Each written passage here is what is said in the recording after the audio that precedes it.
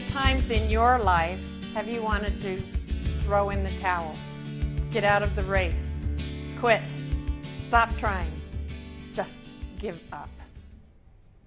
Well, if I had to answer that question, I have to admit, rather reluctantly admit, not once, for me, not twice, but many, many times. And some of those times I did quit, give up, and stop trying. Not Cindy Charlton. Those words are not even in her vocabulary. I asked her several days ago, what were your feelings, Cindy, in your darkest hours? She didn't answer me for a long time. And I waited impatiently, wanting to put words in her mouth like anger, frustration, discouragement. I expected her to say, I wanted to give up.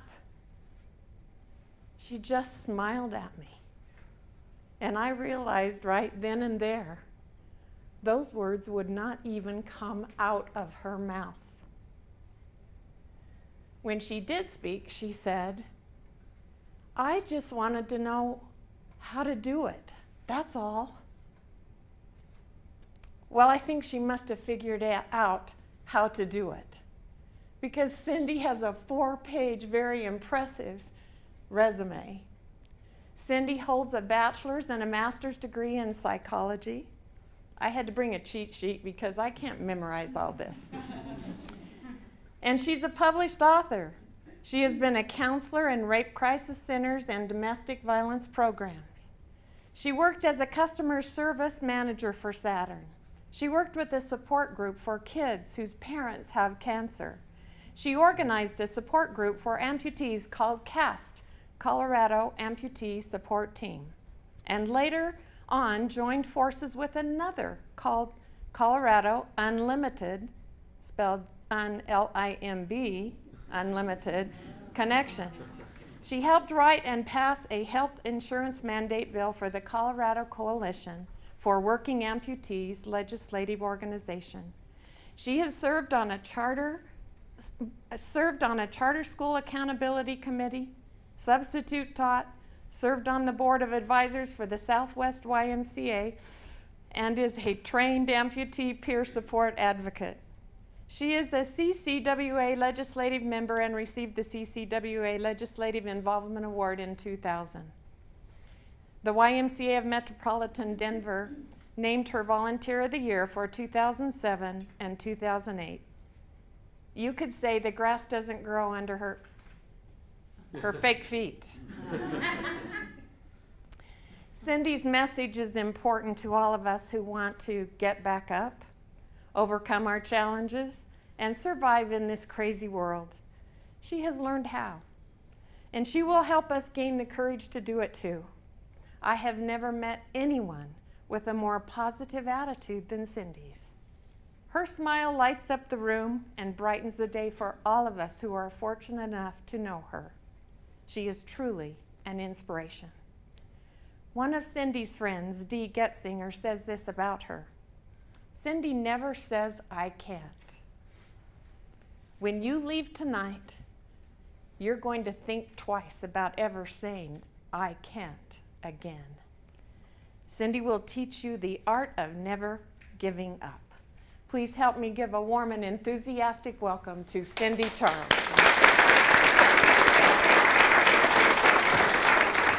I'd like to start tonight with a dedication to a dear friend of mine named Daisy Rice. Daisy was actually a friend of my mother's. She passed away last week at age 85. Daisy started losing her hearing when she was 4 years old. By the time she was 40, she was profoundly deaf. But she was such a consummate lip reader that only her close friends and family knew that she couldn't hear. She held 2 degrees, one in home economics and one in English. She taught high school for many years. And when she retired, she went to work at the New Mexico State Hospital. And she was just actually doing volunteer work there with her garden club. She thought it would be great for some of the patients to just bring some beauty into their lives through flowers. But as she was working with some of these patients, she realized that there was nothing wrong with them other than, guess what? They couldn't hear. They had lived in an institution mostly all of their lives. Some of them dumped there as kids because their parents didn't understand how to communicate with them. So she went on to this whole area of teaching these people how to sign, how to read lips. She even taught some of them who had capability to speak how to speak. And she started the whole communication for disabled people at the New Mexico State Hospital. She went on to win several awards. She was nationally and internationally recognized. She was on President Carter's Commission for Employment for Disabled People. But the wonderful thing about Daisy was she actually helped write the legislation that was the precursor to what we know today as the American with Disabilities Act. When I became disabled, she came to visit me. She came up from New Mexico. She brought me the act, 500 plus pages, her copy. She said to me, you know, Cindy, if anyone can get through this and do fine, you're the girl. She has inspired me like nobody's business. And one thing that I learned from Daisy, we all learned from Daisy, was do the best you can with the gifts you're given. And never, Cindy, she says, never give up. Thank you. Have you ever gotten out of bed one morning and you think to yourself, man, this is going to be the day that my life is going to change completely? This is going to be the day that the body I came into this world owning is going to be changing so dramatically you're not going to recognize it? This is going to be the day that's going to be the end of my life. 14 years ago, I got up one morning, and I certainly didn't think that this was going to be the day that my life as I knew it was going to end. That the body that I came into this world owning was going to be something that was unrecognizable to me. That this was going to be the day, the end of my life. But that's exactly what happened. On February 13th, 1997,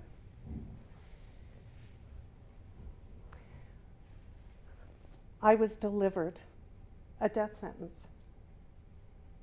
The doctors told my husband less than 48 hours later, if she makes it through the night, it will be nothing less than miraculous. But I'm standing here today, and I'm here to tell you that that human spirit is amazingly resilient. And that given half a chance, it will prevail, even if the odds seem stacked against you. It all began with what I thought was a pulled muscle in my left shoulder. I was at my office, getting ready to leave for the night, clearing my desk, when all of a sudden, I got this sharp, searing pain under my left shoulder, my left arm. And I thought, what's that all about? Pulled muscle? Thinking through things? I was seemingly fine one moment and not the next. It's kind of like, you know, when you take a hammer, you're hammering in the wall, you're pounding away, and all of a sudden you pound and bam, you hit your thumb. Yeah, it drops you to your knees. That's exactly how it was for me, but the hammer that hit me was invisible. At that moment in time, a raging bacterial infection was surging through my bloodstream, going through me with every beat of my heart. 12 hours later, I was in an ER, and 12 hours after that, I was literally fighting for my life. When I came to 45 days later from a drug-induced coma,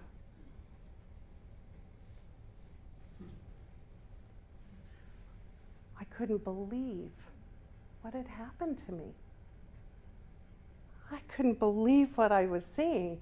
The body that I had known for all my life was dramatically changed. My feet, my right hand had been amputated, and the left part of my chest literally stripped down to the rib cage. And let me tell you, I was distraught. I was angry. I was so depressed. I was confused. I just couldn't believe what had happened to me. I was a good person. What could have gone wrong?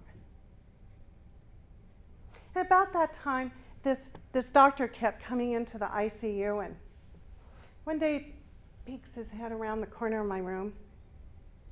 "Good morning, Miracle Lady." Looking around, there's nobody else in here. I'm thinking, mistaken identity. He doesn't know who I am. Next morning. "Good morning, Miracle Lady."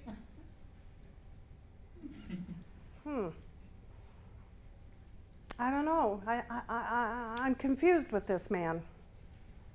He came the next morning, same thing. And by the fourth morning, he peeked his head around my door, and I went, "Stop! Come in here." So he comes into my room.